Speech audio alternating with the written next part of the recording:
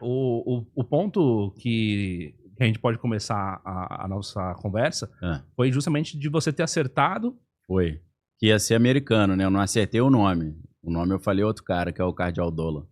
O Trump postando aquela imagem também deu uma dica, você acha? Eu acho que ele já, ó, eu tô no trono sem estar, né? Porque ele não precisa ser papa para controlar o Vaticano. Se ele tiver ali der uma procuração para um cardeal para trabalhar para ele, ele tá lá indiretamente, né? Então, tá parecendo que é isso que aconteceu, né? É, Tô com essa impressão. eu conversando com algumas pessoas, as pessoas sempre pensaram assim, tipo assim, putz, muito remota a ideia de um papa americano, tanto que esse é o Muito. primeiro. Eu até me arrependi depois de ter falado. Falei, cara, não vai ser.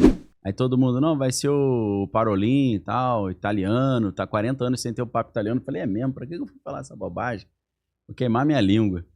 Aí eu tava na live e saiu, né? Saiu meio-dia e pouco, 1h da tarde. E aí eu virei pra galera e falei, ei, pô, qual que é o nome do Papa?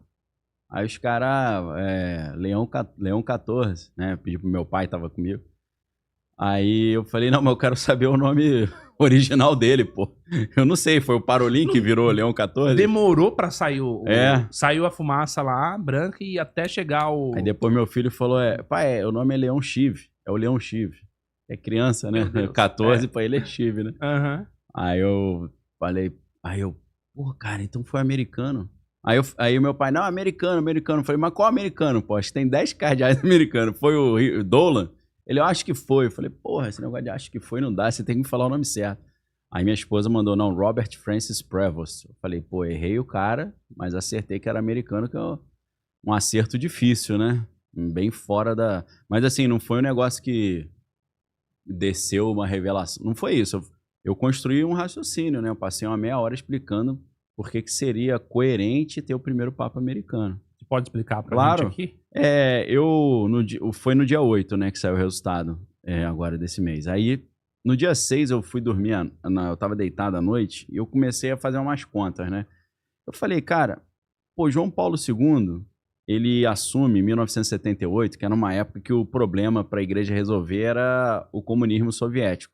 A igreja estava preocupada da União Soviética dominar a Europa e acabar com a igreja, assim como tinha acabado na própria Rússia, né? Uhum. Então, o que eles fizeram? Eles escolheram o primeiro papa polonês, porque era um cara de dentro da União Soviética, que a Polônia fazia parte. Então, era um cara que conhecia a realidade da União Soviética para poder fazer a frente, né? Aquela história de quer vencer seu inimigo, conheça o seu inimigo primeiro, né? Então, João Paulo II foi o cara certo na hora certa. Era um polonês que conhecia a realidade soviética que poderia fazer frente. E como uma bandeira anticomunista, né? Parece que deu certo, né? Porque depois de alguns anos ali, a União Soviética acabou, o Muro de Berlim caiu e tal, então beleza. Só que aí quando chega em 2005, não tem mais esse perigo soviético, né? O mundo está completamente diferente. E aí quem vence o conclave é o Bento XVI, que é o alemão, né? Chega essa hora assim... Joseph Ratzinger. Joseph Ratzinger começa a embaralhar os nomes. Faz parte. Só que, poxa, o Ratzinger, ele era chamado de Rottweiler do João Paulo II, né? Porque o Ratzinger ele era presidente para a Congregação da Doutrina da Fé, que é a Inquisição.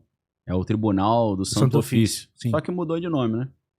Então esse cara continuou essa pegada anticomunista. E ele chegou a dar um gelo no Frei Beto, né, o brasileiro. Frei Beto não, o Leonardo Boff. Leonardo Boff tomou um gancho de 1 ano lá, sem poder pregar, dar aula, sem poder falar publicamente, por estar pregando teologia da libertação, né, marxismo e tal. Uhum. Então ele continua, o Bento XVI, Joseph Ratzinger, continua esse trabalho anticomunista. Só que a igreja, nesse momento, ela já está com uma proporção de cardeais progressistas muito grande. E os caras não querem mais isso. Eles acham que não só está fora de moda o anticomunismo, mas também eles têm uma visão mais progressista de a igreja voltada para o lado social, né, a opção preferencial pelos pobres, que é um dos lemas da teologia da libertação, uma igreja menos hierárquica, mais horizontal.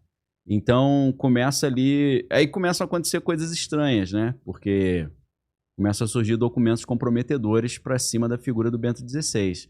Como, por exemplo, teve o Wikileaks, aí teve um negócio que ganhou o nome de Vatleaks, né?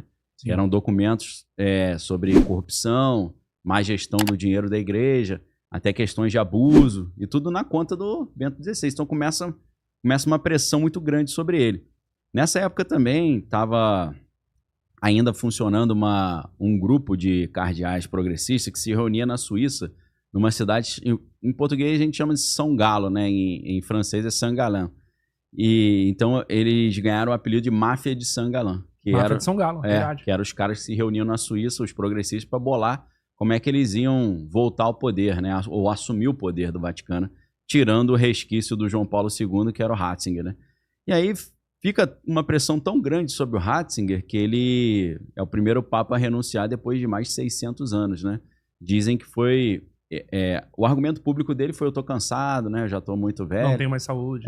Mas na verdade, muitos acreditam que foi essa pressão, né? Ou você sai ou a gente solta mais documento, vai ficar ruim. Não, sim, você tá certo. Inclusive, teve a sanção do Vaticano, no Banco do Vaticano, melhor dizendo. Sim, o IOR, né? Exatamente, no sistema SWIFT. Sim. Então, isso também, você tem suas contas bloqueadas, né? Pô, fica uma imagem comprometedora, né? Sim. Ruim. Então... porque quem que recebe essa sanção é genocida, é o Putin lá. Sim, com certeza. Que invadiu a Ucrânia. É porque tem alguma coisa séria acontecendo, né? Então, ali no final de 2012, ele já internamente avisou que ele ia sair. Em 2013, em fevereiro, ele falou: ó, tô fora.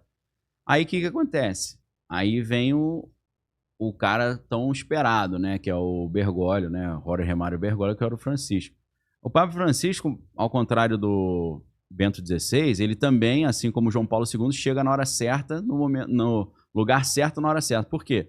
Ao contrário de 1978, quando João Paulo II entrou, o novo problema, em 2013, era a perda de membros na América Latina, principalmente saindo da Igreja Católica e virando evangélico, né, protestante. Então eles precisavam estancar essa sangria na América Latina. E nada melhor do que você ter o primeiro Papa latino-americano. Então, foi um raciocínio assim bem coerente, né? E além disso, o Papa Francisco ele foi também, além de primeiro argentino, o primeiro Papa jesuíta. E a gente tem que lembrar da história dos jesuítas, né? Para que os jesuítas foram criados? Os jesuítas foram criados no contexto da Reforma Protestante, 1517, né? A Reforma. E aí a Igreja responde à Reforma Protestante com a Contra-Reforma, o Concílio de Trento e tal. E é ali que Inácio de Loyola forma a Companhia de Jesus para conter o avanço dos protestantes pelo mundo. É isso mesmo. Para tentar resolver esse problema. Então o jesuíta ele é especializado também em lidar com esse problema da expansão dos protestantes, né? Porque é a missão original deles. Então, quando eu olho o Francisco, ele mais uma vez foi o homem certo na hora certa. Tanto que quando ele assumiu o poder, o primeiro evento internacional que eles fizeram foi a Jornada Mundial da Juventude. No Rio de Janeiro. Aqui no Rio, ou lá no Rio, né? Que a gente está em São Paulo.